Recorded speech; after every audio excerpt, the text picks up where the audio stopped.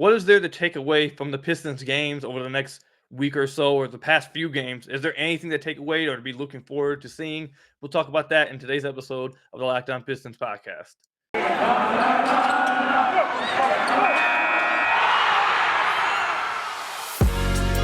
You are Locked On Pistons, your daily Detroit Pistons podcast. Part of the Locked On Podcast Network, your team every day. What's the deal? Welcome back to another episode of the Locked On Pistons podcast. This episode is brought to you by TrueBill. TrueBill is the new app that helps you save money by helping you identify and stop paying for the subscriptions you don't want or need, and can even negotiate better deals on those that you want to keep.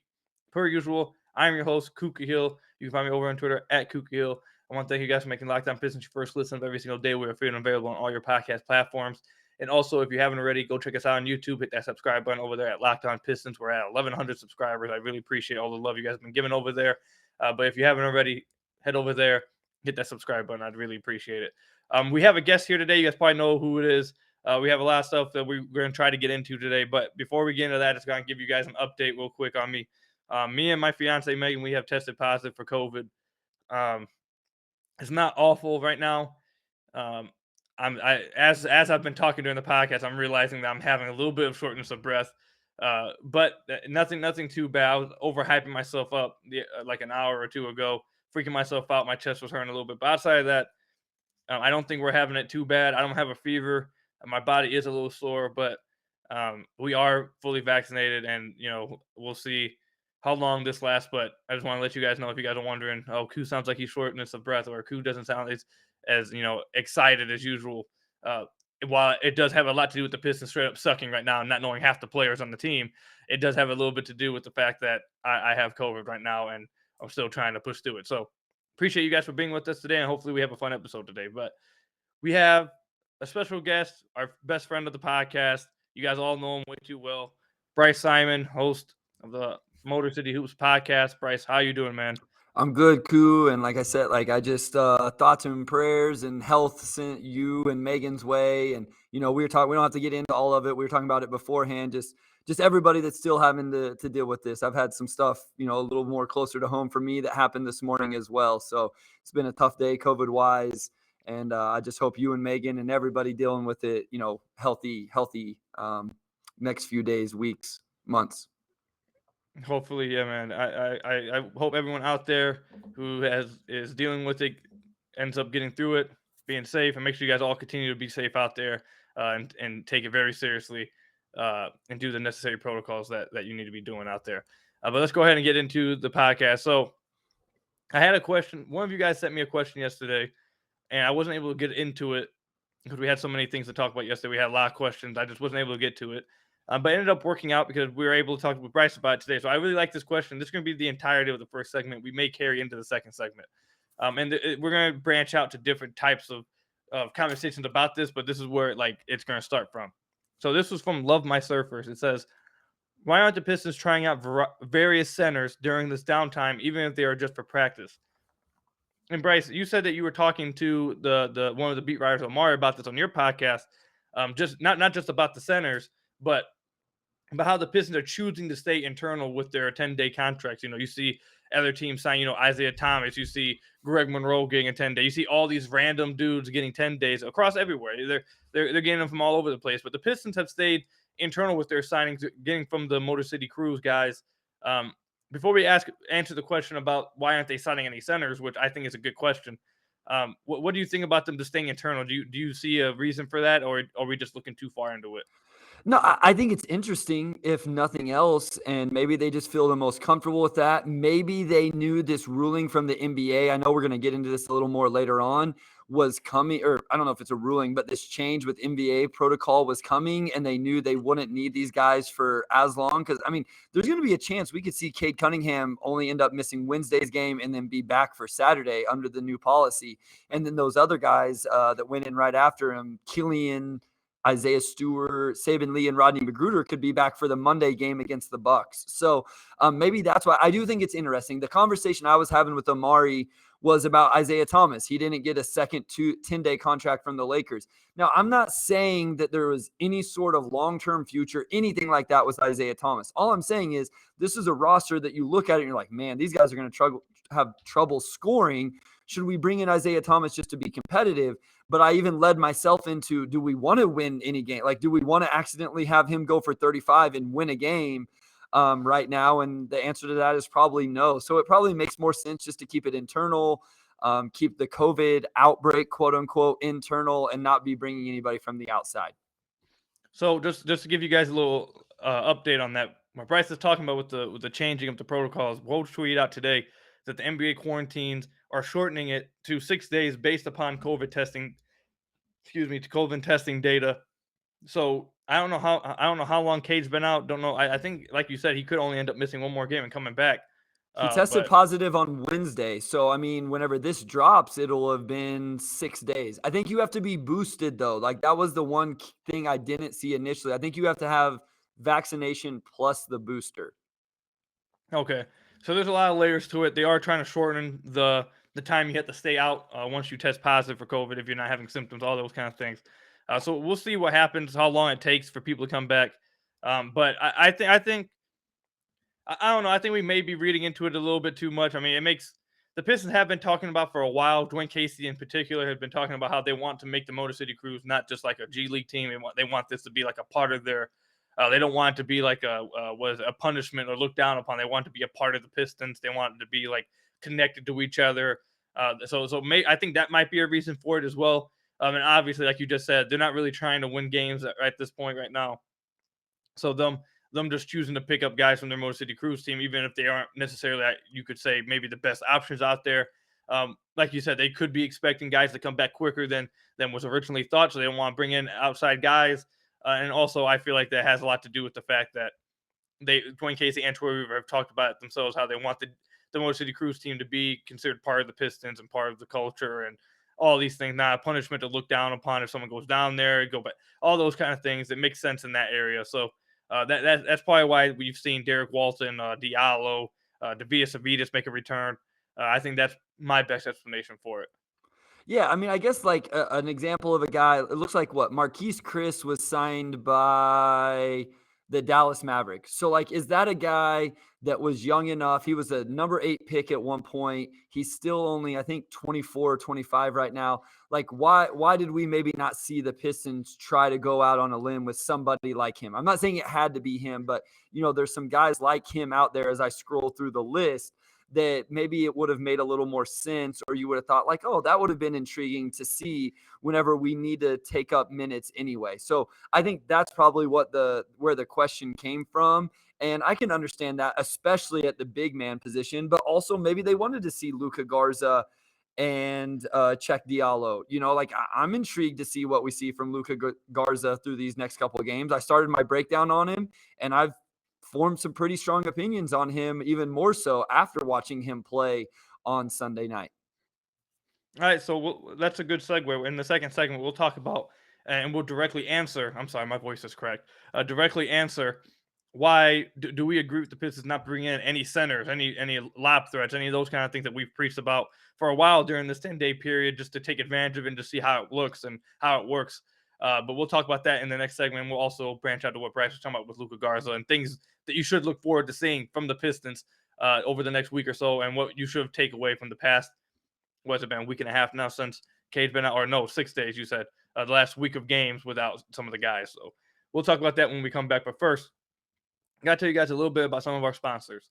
First up, let me tell you a little bit about TrueBill. Do you know why free trials renew without your consent? Is this business scam out to get you? Don't let greedy corporations pocket your money. Download TrueBill to take control of your subscriptions. TrueBill is a new app that helps you identify and stop paying for subscriptions you don't need, want, or simply forgot about. On average, people save up to $720 a year with TrueBill. Because companies make subscriptions hard to cancel, TrueBill makes it incredibly simple. Just link your accounts and TrueBill will cancel your online subscriptions in just one tap. And your TrueBill concert is there when you need them to cancel unwanted subscriptions, so you don't have to. TrueBill has over 2 million users that has helped them save over $100 million. So don't fall for the subscription scams. Start canceling today at truebill.com/lockedonnba. Go right now to truebill.com/lockedonnba. It could save you thousands a year. That's truebill.com/lockedonnba. NBA. So I want to thank you guys again for making Locked On Pistons your first listen of every single day. We are free and available on all your podcast platforms. And make sure you go check us out on YouTube at Locked On Pistons. Hit that subscribe button if you haven't already. I'd really appreciate it. And before we get into this topic, I just want to say this. We're scrambling for topics during this time. We're scrambling right now. A lot of guys are out. There's not much to talk about. We're trying to find things to talk about. And I also, I get hit with COVID now. So this is just a tough time, I think, to be a Locked On Pistons host. So I'm gonna keep trucking out there, and we're gonna get things done. So Bryce, let's get into the question that was originally asked. Why haven't the Pistons gotten some centers? I'll let you go first, and I'll follow in after you. Do you agree with them not bringing any lob threats? Do you see a point to it? Do you think it could help if they did? What's your overall thoughts on it? Real quick, I just want to mention the present from Megan in the background. You're Locked On Pistons. Yeah. Like that thing is dope. That's sick. So well done by Megan there on that. She's gonna love hearing that when she listens to them all. I honestly thought about like sending that tweet over to my wife, like, hey, can we get a Motor City Hoops? But all right, to the question. The more I think about it, because I hadn't thought about this too in depth. Like I was like, they're just going to bring in Motor City Cruise guys. I thought about like maybe they really do want to see, check Diallo, see what he can do. I know it's not a fair shake because, you have Derek Walton Jr., no offense to him, but you have him at point guard as opposed to Cade or Killian, even Saban Lee, and so it's not completely fair look, but you're getting these guys against real quality NBA competition. The Spurs, I believe, only had one guy in COVID protocol, DeJounte Murray. So we got almost their full squad, even though he's probably their best player. So the more I think about it, the more I'm okay with it. I think probably they just wanted to say, like, why bring in somebody that may win us a game? And we have a couple guys we'd like to get a look at in Check and in Luka Garza. And again, I'm excited to get a look at Luka Garza playing this many minutes and see what he can do. All right, so this is my opinion on it. I think I disagree a little bit with Bryce here, which we and Bryce don't usually disagree that much, but we'll disagree a little bit here. I think that I don't really see the point in bringing Diallo up. You kind of talked about him on the last podcast, last time you came on here, about how he was a little bit of a disappointment over at KU. Hasn't really done that much in the NBA either. And he's 6'8" with like a 7'3" wingspan. He has a super long wingspan or something. But that's basically Isaiah Stewart, even though he's more bouncier than Isaiah Stewart. But it's like the same kind of thing. They're short with long wingspans. The Pistons, and we've talked about this all year on the podcast, and even in the summer, and we've talked about it for a long time. I desperately just want to see the Pistons have a lob threat. I desperately want to have them, not even just a lob threat. It honestly doesn't even have to be a lob threat. Just an actual big guy. Because I don't think this team even has a legit big guy out there. Luka Garza, and we're going to talk about him right after this. But I have it sounds like Bryce may have seen some things that made himself a little bit more encouraged by his play. But overall, I'm not totally sold on Luka right now. And I don't feel like he actually serves. Like what he does defensively is so like, it's so hard to see him doing anything defensively that I don't really consider him a legit big, because it's like a legit liability over there. So I just wanted to see this team like an actual big guy who's like 6'10", 6'11", that can move around, 7 feet, can move around, play physical, and maybe jump super high and catch some lobs. Like, I want to see something like that, because I don't think this team has that even on the roster. Obviously, they haven't had it on the roster all season. They've been just overmatched height-wise and how big their team is compared to other squads. It's just, I don't see why they wouldn't just test that out. Especially, this is a point that maybe I'm looking way too much into this, but a point that I would point out is if you do want to trade Jeremy Grant and you're looking for a big guy and you're looking for that type of build, I feel like that if you would just got like an idea about it or seen it somewhat in live action, maybe it gives you a little bit more like an idea of what you want and what you'll see. But also, like you said, we don't have Killian, we don't have Cade, they don't have who else? Corey Joseph, Josh Jackson, Saban Lee. The list goes on and on and on. Ronnie McGrew, all these guys, they're all gone. Jeremy Grant's gone. Kelly Olynyk's gone. So would you even get an idea of what it looks like anyways if you brought in a center with all your guys out? That's a fair point as well. So I don't know. I as I say that right there, maybe it doesn't really matter, and it doesn't. They wouldn't have really got a good shot at it anyways. But personally, it does kind of. I'll say this. It kind of like raised the eyebrow for me when they said, "Oh, they signed Check Diallo," and I look at his height, and I'm like, "Oh, the Pistons have struggled with height and how big they are all season." They go out and sign another undersized center. That's interesting. They didn't want to go a different route. I'll end it with that. It raised a little bit of an eyebrow, but in totality, probably doesn't matter at all. I want to stay on that actually, if that's okay, Koo, Go because ahead. I wrote on my notes is that Weaver's type? Like, are we all going to sit here and think that this offseason and maybe the right guy in the draft just lands in the Pistons' hands, that fits that mold. But maybe he just missed out in free agency and didn't get the guy he wanted. Obviously Cade was the pick in the draft in the second round. Maybe there wasn't a guy that fit that mold that he wanted. But do you think maybe he just doesn't value it at the same priority that we all do? Do you think that's a possibility? I hope not. I don't know. I mean, he was over in Oklahoma City, and they had Steven Adams, who is not like insane athlete, but I feel like a few years ago when he wasn't OKC, he was a better roller. He caught some lobs, so I don't know. I think that's an interesting question that we'll have to wait to see play out.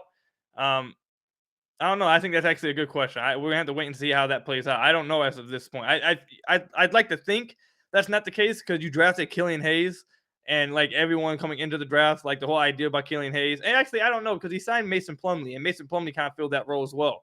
So I think maybe he just he went with Kelly Olynyk because they desperately needed shooting, and then like you said about these last 10 days, they don't really have any of their guys anyways. They wouldn't be able to really test it out, and they just want to stay internal and kind of like give those guys who are with them a chance and a little bit of, I don't know what's the word, a little bit of brownie points. Try to give them a little bit of hope. Like, hey, thank you for being with us. We see the work you guys are doing down there in the Mo City Cruise. Let's go ahead and give you guys a shot here. That's a good point, Koo. Like, and again, we've talked about this with how they handled Derrick Rose, how they handled Blake Griffin. I think probably how they end up handling Jeremy Grant. I don't think they just trade Jeremy Grant to anybody. I think they're going to trade him to a place that'll be a good fit for him and probably one that he signs off on. Maybe it is like, hey, like we want to take care of these guys. They're playing for us in the G League for the Motor City Cruise. We want to look out for them. And instead of going outside of the organization, because they do consider it as an organization as a whole, we're going to go right down the street and we're going to show these guys some love. And maybe not everybody appreciates that as much as it should, but I think there's value in that internally and externally, because those guys have agents too. And those guys may have, their agents may have a guy that's, a free agent this summer. I think it all comes back to you eventually. Yeah, definitely. That like you said, that stuff will come back to you how you do right by players and you build a good reputation within your front office as a team. That definitely is a major perk to have. So maybe that's what it is. But in totality, I think right now we're lacking things to talk about, really stuff to care about. We're probably looking a little bit too deep into things. But I think that last point we just talked about, I think is probably the most relevant point to really take out of all these things. But you said that was there something else you wanted to say? No. I just, and that doesn't mean what these other teams are doing is wrong. Like, Yeah. they're trying to win, like they're trying to jockey for conference standings. And so it makes sense for the Pistons, but for, I don't know, the Lakers, they're trying to win games. They need to win games right now, or, whoever it is. So every organization's in a little different place. Yep, and I just want to point out real quick, you guys saw my boy Stanley Johnson over there in LA. He actually was a part of a closing lineup. He was part of the little surge, playing that defense on Harden. You feel me? Is what it is. But let's move on to what you were saying. You said you saw some things from Luka Garza. That I don't know if it was encouraging, discouraging. Just what was it? We'll talk about him a little bit. We'll talk about him even more in the third segment. We'll carry it over. But let's give you a little bit of a head start here. What was it that you're saying? Was it bad, good? Yeah, I saw. It's what we've seen from him already, Koo. And I don't think Keith Black Trudeau is going to like this, because I don't think he likes when people go at Luka Garza's defense. But his defense has a lot to work, Koo, a lot to work on. Like, it's rough. Like, he's playing drop coverage, Koo, and he's still getting beat to the rim by the roll guy because he can't guard the ball and then even slide his feet over to take a charge or contest. And that's why he's getting in foul trouble. He's getting called for blocks, like blocking fouls, not trying to block the shot, but blocking fouls, because he can't drop, and he has to drop so deep and he's still not getting there. And then he also can't recover and get a box out for the defensive rebound. So the defense is discouraging. Now, in fairness, and this was Keith Black's point, was nobody played any defense on Sunday night for the Pistons. So it's a little bit hard to judge him so harshly, but just looking at him individually. Now, offensively, I do like the floor spacing. I do think he's a good screener, and he's not going to be a lob threat, but can he catch and find sneaky ways, crafty ways to finish in the role, which Isaiah Stewart does not do right now. But if Garza can figure that out, that's a plus offensively. The defense is very concerning. And what real quick, he plays so hard, Koo, he still was getting beat in transition because he's flat out not fast enough. Like, I hate to say it, but he just isn't. So I'll tell you guys what my thoughts are about what Bryce just said when we come back from the ad break, and we'll continue to talk about Luka Garza in that third segment. But first, we got to keep the lights going. Let me talk about one of our sponsors, BetOnline AG.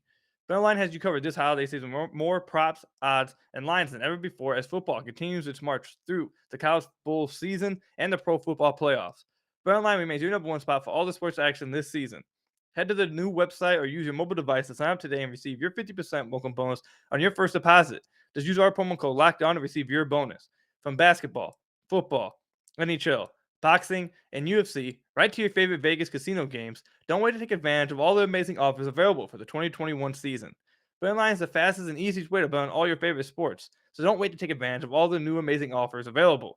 So make sure you go ahead to their website or use your mobile device to sign up today and receive your 50% welcome bonus on your first deposit. Just use our promo code LOCKEDON to receive your bonus. That's promo code LOCKEDON to receive a 50% welcome bonus on your first deposit. BetOnline, where the game starts. So I want to thank you guys again for making Locked On Pistons your first listen of every single day. We are free and available on all your podcast platforms. And if you haven't already, go to the YouTube channel, check us out over there, hit that subscribe button. I'd really appreciate it. But we were just talking about Luka Garza before we went to break. I want to comment on what Bryce was talking about. We'll probably go back and forth real quick. And then we have a fun little question I answered on yesterday's podcast that we'll talk about here in a second. But I completely agree with you. So, and I'll say this. I disagree with Keith. And if you guys of the friends of the podcast, or listeners of the podcast, not friends, listeners of the podcast, if you guys listened in the summer, we had Keith on the podcast. We talk about the history of the Pistons. He's the historian of history itself. Like I say on the podcast all the time, he knows everything about history. But I disagree with him about this because it's not like Luka Garza has any other history of being a good defender ever. Like, it's not like this was just like he's been better recently. No, he's like, he doesn't have a track record of ever being better than this at defense. So I don't buy that, first of all. And second, what you were pointing out is 100% correct. He's just so, and like you guys, we had Frank, his father, on the podcast. I think they're a great family. I love Luka's work ethic, how hard he works, and I get why you take a chance on a guy who works that hard and has that kind of work ethic. So I get it. But just being honest, he's so slow-footed that it's tough to ever see him legit getting rotational minutes because of how bad his defense is. Like you said, there was a few times he ended up fouling out this game, last game against the San Antonio Spurs, excuse me. And in the first half, there was a few times I saw him pick up a foul simply because he was, like you said, he was in drop coverage. The roller still beat him to his spot. And while he tried to go vertical, he's not really going vertical because he's having to retreat and like jump towards the guy just to try to get in front of him. He's not really in front of him. It's tough. He can't guard the ball handler. He's not much of a rim protector either. So it's just, and there's one, and I've pointed this out in the summer league. And I've seen this happen a few times as well. He's not a very smart defender right now either. Hopefully that gets better as he plays in the NBA longer. But there's times, like I mentioned in the summer league, when they played zone and he wasn't even in his zone. He was like wandering around. There's times when you watch him in the NBA right now, and it just seems like he's confused about what he should be doing out there. Defensively, it's just a major work in progress for him. And then offensively, I think this is the thing. I'm trying to weigh this. I'm trying to be objective here. Because has he looked better offensively? Yes. But are we overvaluing how he's looked offensively because of the lack of offense we've seen from our bigs thus far? Like, is it the fact that he's simply able to roll to the rim and catch the ball and make a layup? Are we overvaluing that because we haven't seen that for the majority of the season? Right? He obviously has very much a lot of offensive talent. His floor spacing is a major plus. So I agree with all those things, but I have found myself questioning, are people overvaluing, or even myself, am I overvaluing what he brings to the offense inside or rolling, whatever, simply because he's better than what the Pistons had, and what the Pistons had just wasn't that good. But I can't deny his offensive talent, basically. It's just his, again, I think we said this a few weeks ago when you guessed on the podcast, that he legit would have to be a world beater offensively to like make up for what happens defensively. But as of right now, the Pistons don't have any other options. He's going to play on playing time. Maybe we start to see some better things from him offensively that make it worth keeping him on the floor. Even with his defense, he did have 20 points this last game. He had 20 points, 6 rebounds, 2 assists. He shot 7 of 14 from the floor, 2 of 5 from deep, 4 or 5 from the free throw line. He was a minus 17, but the Pistons lost by like 38 or however much they lost by. They lost by a shit ton. But it is what it is. But yeah, Luka Garza, I mean, offensively talented, but like you said, it's basically the same thing we've been saying for a while now, that he's offensively talented, but defensively it's just a big struggle. Yeah, I mean, I think for him to really end up a net positive, he has to actually shoot close. I mean, he's not going to, but what does his dad predict? That 50% 3-point shooter, first bit, Yeah. whatever. But like, I think he legit has to be in like right around the 45% from 3-point range. And that because what that truly does, like it really opens the floor. There's a ton of floor spacing offensively with a guy that can shoot that well. I don't know if his heavy feet can improve or not. Maybe, I'm not in depth with like the strength and quickness programs and the strength coaches and the trainers and what they have for him. The position and the anticipation defensively is something I've noticed as well. I wonder if that's something that will slow down for him eventually, but the rim protection is my biggest issue. Like, he can't switch, he can't blitz, he can't hedge, he can't do any of that stuff. He has to play drop coverage, but then he's really not able to protect the rim. And I don't care whether it's a block shot or taking a charge. I don't care which. Just can you protect the paint and then also protect offensive rebounds from the other team? And he just hasn't shown an ability to do that yet. I want to ask you a question. Who would you rather have one possession pick and roll with Cade Cunningham, him or Isaiah Stewart, though? Luka Garza. I actually agree. I think he's shown a better chance of catching the pass and finishing. He's not going to dunk it, but just like a skill and a crafty way of finishing. And he's really good actually at anticipating misses in those situations and going and getting an offensive rebound. He's a pretty good offensive rebounder for not being that good of a defensive rebounder. Well, so just to give him a little bit more credit here, as of right now, it is a small sample size because he hasn't played that much. It's only on 31 possessions. But as a pick and roll man, he ranks in the 82nd percentile across the league. He scores 1.32 points per possession over these 31 possessions. And on offensive rebounds, like you just mentioned, this is also on an incredibly small sample size, but he's in the 92nd percentile on offensive rebound putbacks. So, I mean, again, these are like incredibly small sample size. We're talking about 15 possessions on the offensive rebounds, but he's doing something with his limited time. So he's going to continue to get time to show things offensively. And honestly, the Pistons aren't really trying to win games anyway, so I have no problem with them if they wanted to start playing him a little bit more over Trey Lyles because of what he brings offensively. But again, we need to see some kind of progress defensively with him to seriously consider him any part of like an NBA player, not that's a rotational player, but an NBA player, if he can make any kind of strides defensively. But I mean, I guess that's something to look forward to over the next few games with literally only Sadiq Bey, Hamidou Diallo, and Frank Jackson currently not in health and safety protocols. They could end up in health and safety protocols by the time I post this.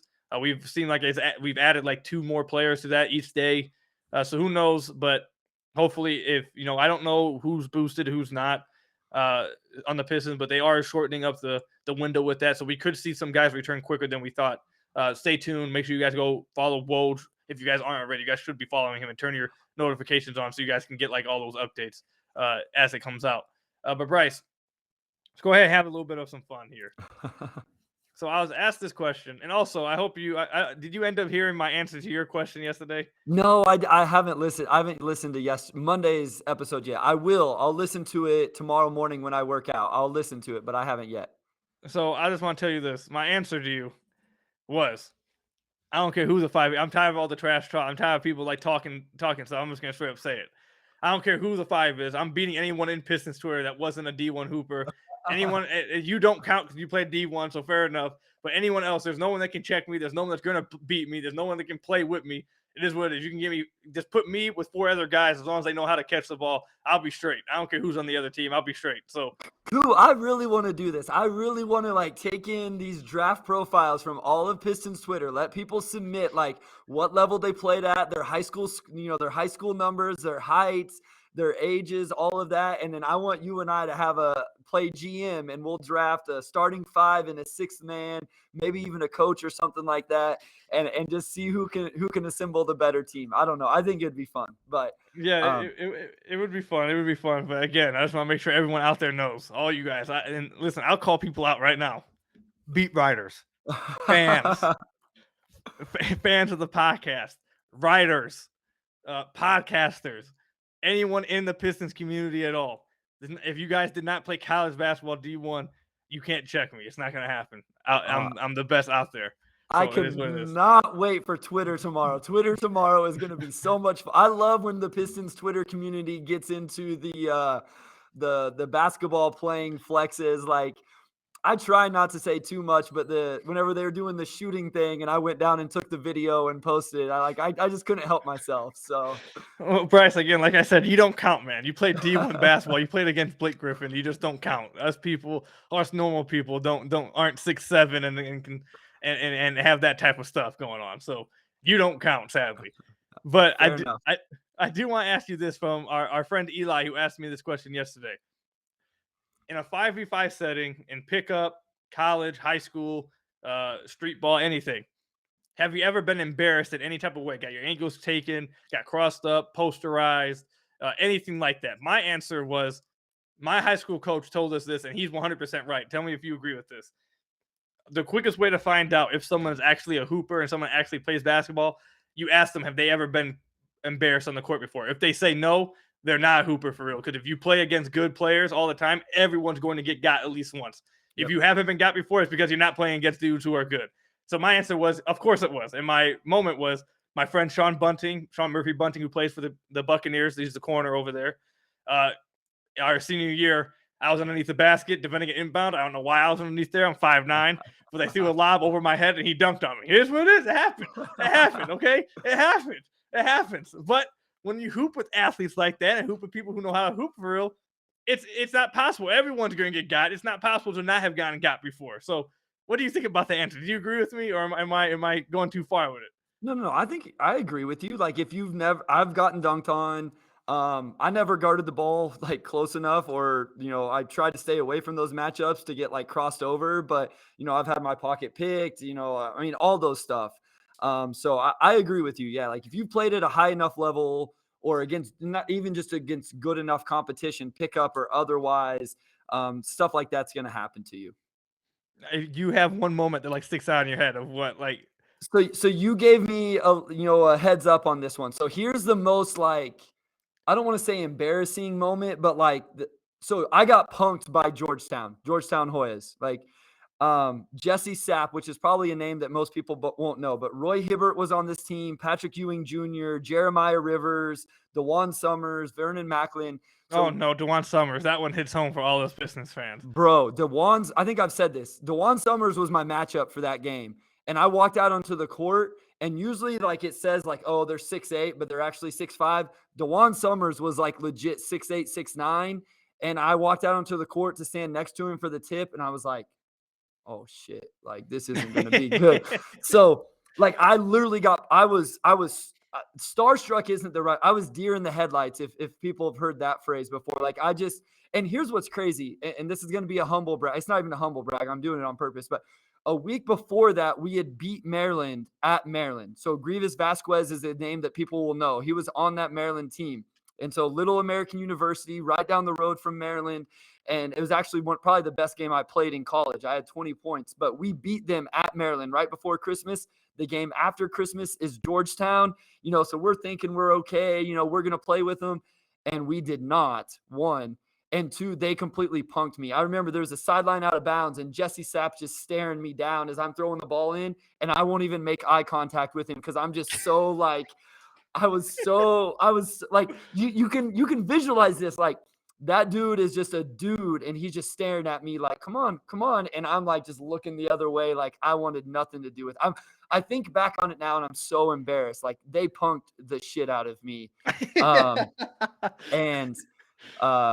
The stage was too much. That team lost to Steph Curry in the second round of the NCAA tournament that year. So, that was a good squad. Roy Hibbert was a monster, but not one of my finest moments.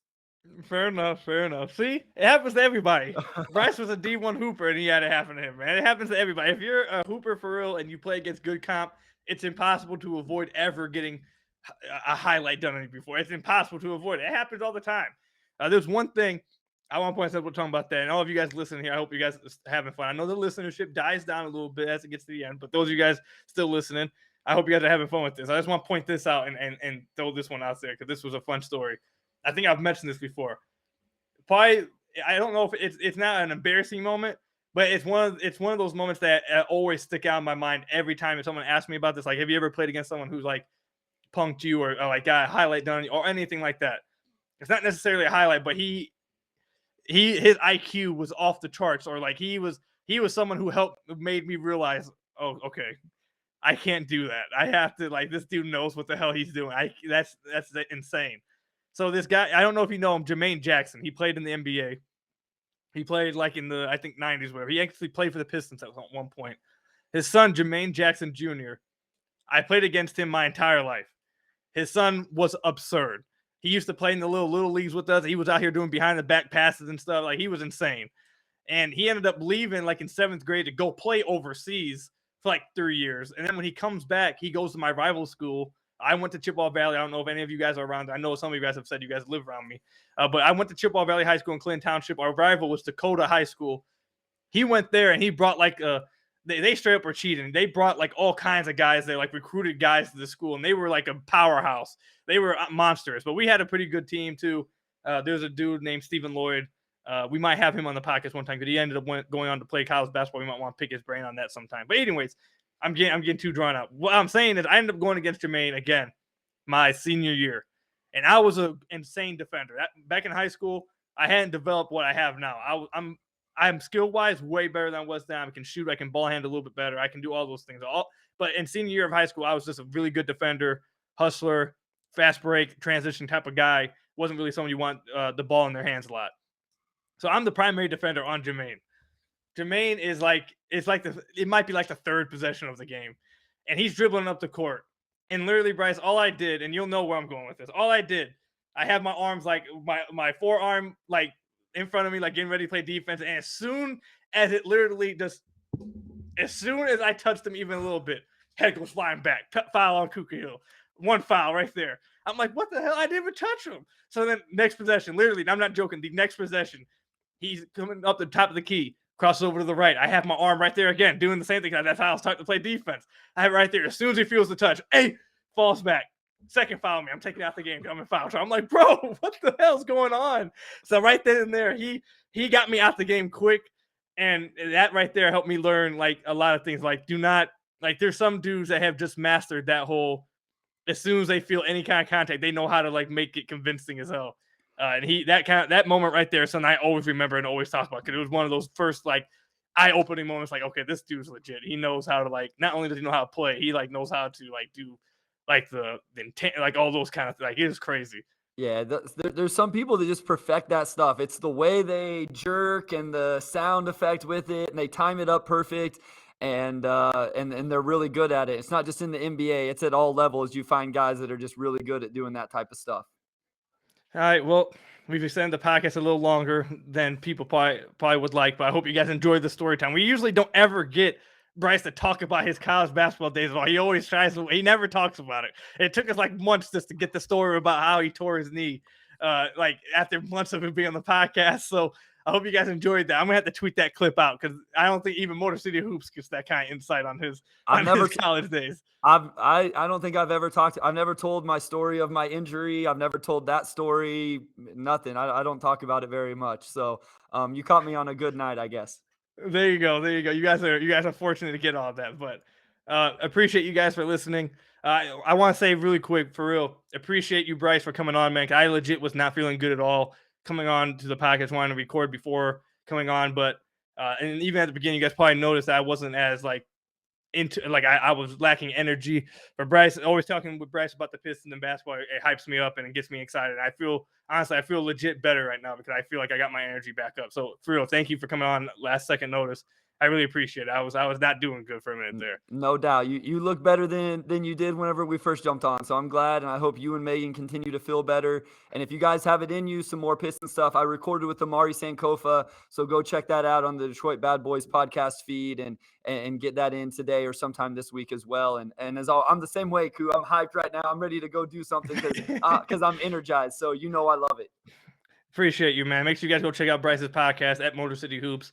It's an amazing podcast. Follow him on Twitter at Motor City Hoops. He's a great follow. Also, make sure you guys go make your second listen of every single day. Locked On Bets, your daily one-stop shop for all your gambling needs. Hosted by your boy Q with expert analysis and insight from Lee Sterling. It's free and available on all platforms. Make sure you go check it out. Thank you guys for listening to today's podcast. I hope you guys enjoyed it. Had a little bit of fun. It's a downtime with the Pistons. The numbers are, it's struggling right now with the Pistons, man. It's struggling. Attendance is down. And it's not helping with all these guys out, but we're trying to make the most out of it and bring some fun topics to talk about. So I hope you guys are still enjoying listening to the podcast.